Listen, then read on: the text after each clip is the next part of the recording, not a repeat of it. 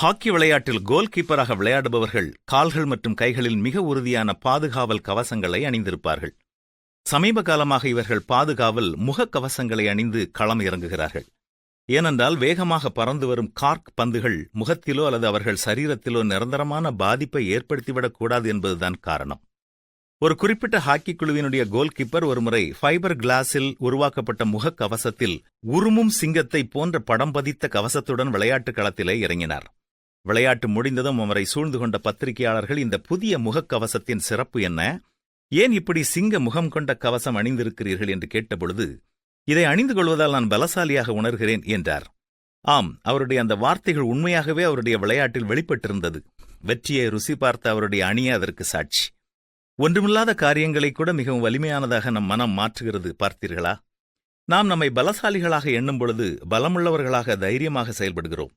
சொல்லப்போனால் நம்மை அறியாமலேயே நாம் பலவான்களாக மாறிவிடுகிறோம். அதுபோல நம்முடைய மனம் எதிர்மறையாக சிந்தனை செய்யும் பொழுது நாம் பலவான்களாக இருந்தாலும் பலவீனமாக உணர்கிறோம். விளைவு, நாம் செய்யக்கூடியவைகளை கூட செய்ய இயலாதவர்களாக மாறிவிடுகிறோம். இதன் மூலம் நாம் கற்றுக்கொள்ள வேண்டிய முக்கியமான பாடம் என்னவென்றால், நம்முடைய மனம் உண்மையில் வலிமையானதுதான். இது நமக்கு சாதகமாகவோ அல்லது நமக்கு எதிராகவோ செயல்பட்டு மிக அற்புதமான வெற்றியை நமக்கு கொடுக்கும், அல்லது நம்மை தோல்வியில் தள்ளிவிட முடியும்.